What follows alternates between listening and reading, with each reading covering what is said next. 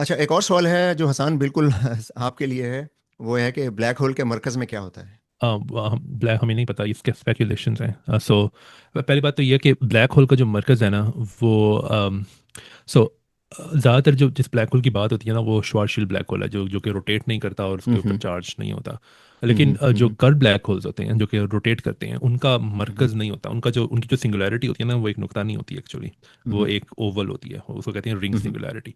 तो वहाँ पे तो हम्म। मरकज़ है ही नहीं। राइट। लेकिन हम्म। अगर आप उसकी बात करो कि ब्लैक होल्स के मरकज़ में क्या होता है, जो कि जिनका मरकज़ होता है ब्लैक होल्स की बात करूँ अगर, तो हमें नहीं पता। हम्म। वहाँ पे स्पेकुलेशंस हैं। एक स्पेकुलेशन ये है कि ब्लैक होल्स जो हैं वो दरअसल ब्रिजेस हैं और स्पेस टाइम पॉइंट्स के लिए।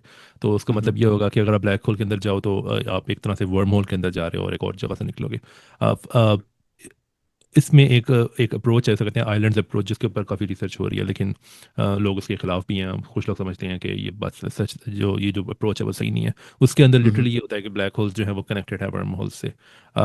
एक और जो अप्रोच है स्ट्रिंग थ्योरी के अंदर, उसे कहते हैं first ball approach. First ball approach ये होती है कि ब्लैक होल सिर्फ एक सितारे की तरह है, और उस ब्लैक होल का जो होराइजन है ना, उसके अंदर स्पेस है ही नहीं, वो एग्जिस्ट ही नहीं करती एक तरह से। हम्म। तो एक तरह से हम्म। आप समझ लो कि black hole it's like an end of space time, जो होराइजन है उसका। हम्म। अम, लेकिन वहाँ पे फिर एक प्रॉब्लम है कि there is this thing called complementarity principle. Sorry, complementarity principle ये है कि एक ही चीज़ की दो डिस्क्रिप्शंस जो है वो कैसे हो सकती हैं। तो एक डिस्क्रिप्शन अगर आपके पास ये है कि ब्लैक होल जो है वो, उसका जो होराइजन है वो बिल्कुल एक एंड ऑफ स्पेस टाइम की तरह है, उसके अंदर कुछ नहीं है। लेकिन हमें हम्म। ये भी पता है कि जनरल रिलेटिविटी जो है आपको ये कहती है कि ब्लैक होल जो है उसका जो होराइजन है वो उस पर सिंगुलर कर्वेचर नहीं होता, जिसका मतलब है कि हम्म। अगर एक बंदा बड़े ब्लैक होल के अंदर गिरता है तो उसको पता भी नहीं लगेगा जब वो होराइजन में से पास करेगा, क्योंकि वहाँ पे कुछ स्पेशल नहीं होता। तो ये कैसे आप एक्सप्लेन करोगे अगर ब्लैक होल वाकई में वो है, क्या कहते हैं, एंड ऑफ स्पेस टाइम। तो ये इसको कहते हैं हम्म। फर्स्ट बॉल कॉम्प्लीमेंटैरिटी प्रिंसिपल की दो हम्म। डिस्क्रिप्शंस कैसे ठीक हो सकती हैं एक ही साथ। राइट। तो मुझे अभी तक इसकी वो नहीं मिली है, हम्म। क्या कहते हैं, एक satisfying description.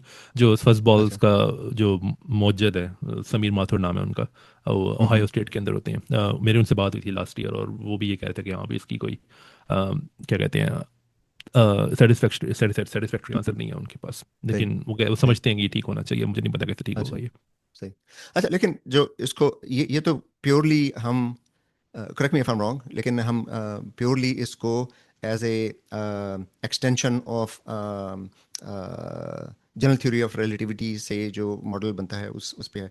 But if you start looking at के, जैसे हम सितारा देखते हैं, राइट? सितारे में फ्यूजन हो रहा है, वो हम उसकी वजाहत करते हैं क्वांटम फिजिक्स से। उसके बाद अगर वो आयरन की कोर पे पहुंच के कोलैप्स होता है तो न्यूट्रॉन स्टार बन सकता है अगर उसका मास एक हद से कम है। तो उसको हम क्वांटम फिजिक्स से एक्सप्लेन करते हैं। लेकिन अगर वो उस लिमिट से ज़्यादा है तो suddenly we go from neutron star directly to black hole. तो हालांकि नाउ वी नो कि न्यूट्रॉन बनने के आगे और बहुत सी स्टेजेस हैं, राइट? वो हाँ, जो एक आइंस्टाइन बोस हाइपोथेटिकल, कॉन्डेंसेट है, बहुत सारी चीज़ें हैं। या अभी एक हाइपोथेटिकल क्या कहते हैं, स्टार है, जिसके बारे में लोग सोचते हैं, लेकिन अभी तो कोई हमें रियल एग्जांपल मिली नहीं है उसकी दुनिया के अंदर। उसे कहते हैं quark star. Quark right. Star जो है वो दरअसल न्यूट्रॉन स्टार का क्वार्क वर्जन है। जो न्यूट्रॉन एग्जैक्टली। स्टार जो है वो न्यूट्रॉन्स के जब न्यूट्रॉन्स ओबे करेंगे पाउली एक्सक्लूजन प्रिंसिपल को, तो वो एक मतलब वो जो डीजेनरेसी प्रेशर है उसका, हाँ राइट? जी, तो एक प्रेशर राइट। जनरेट होता है, लेकिन वो प्रेशर जो है वो क्वार्क से भी जनरेट हो सकता है, तो वो क्वार्क स्टार क्यों नहीं होता।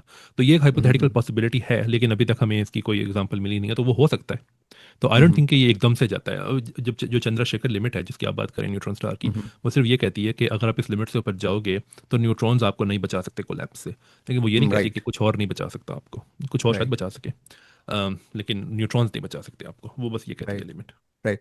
लेकिन इसका इवेंट होराइजन से ताल्लुक नहीं है, right? Event horizon is a different thing. Hmm. वो तो आपको सिर्फ Yeah. लाइट की स्पीड से वो आपकी वो बनती है, एक लिमिट बनती है।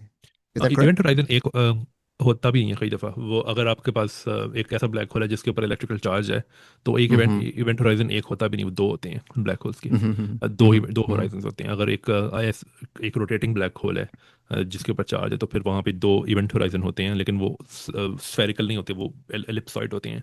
तो इवेंट होराइजन जो है वो एक होता भी नहीं, वो दो होते हैं कई दफ़ा, जब आपके पास हम्म। चार्ज ब्लैक होल हो। हाँ, लेकिन उसका ताल्लुक जो है वो हम मरकज़ की बात करें तो मरकज़ डिफरेंट चीज़ है इवेंट होराइजन से।